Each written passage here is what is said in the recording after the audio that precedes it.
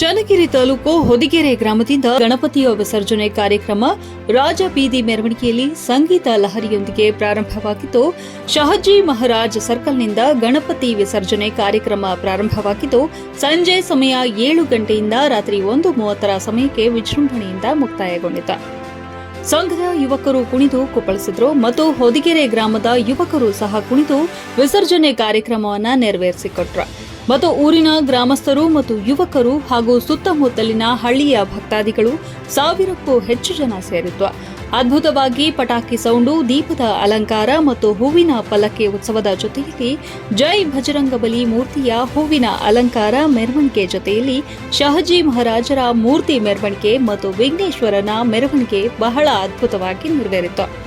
ಊರಿನ ಭಕ್ತಾದಿಗಳು ಮತ್ತು ನೆರೆ ಊರಿನ ಭಕ್ತಾದಿಗಳು ಬಹಳ ಸಂಭ್ರಮದಿಂದ ಗಣಪತಿಯ ವಿಸರ್ಜನೆಯನ್ನ ನಡೆಸಿಕೊಟ್ಟಿರುತ್ತಾರೆ. ಪ್ರತಿ ವರ್ಷವೂ ಸಹ ಈ ಗಣಪತಿ ಸನ್ನಿಧಿಯಲ್ಲಿ ವಿಭಿನ್ನ ರೀತಿಯಲ್ಲಿ ವಿಘ್ನೇಶ್ವರನ ಪ್ರತಿಷ್ಠಾಪನೆ ಜೊತೆಯಲ್ಲಿ ಬೇರೆ ಯಾವುದಾದರೂ ಒಂದು ಮೂರ್ತಿ ಪ್ರತಿಷ್ಠಾಪನೆ ಮಾಡಲಾಗುವುದು. ಇದು 19ನೇ ವರ್ಷದ ಗಣಪತಿ. ಈ ಗಣಪತಿಯ ಮುಂದೆ ಕೆಲವು ಸಾಂಸ್ಕೃತಿಕ ಕಾರ್ಯಕ್ರಮಗಳನ್ನು ನಡೆಸಿಕೊಡಲಾಗುವುದು. ಈ ಸಲ 6 ಅಡಿ ಎತ್ತರದ ಗಣಪತಿ ಪ್ರತಿಷ್ಠಾಪನೆ ಮಾಡಲಾಗಿತ್ತು.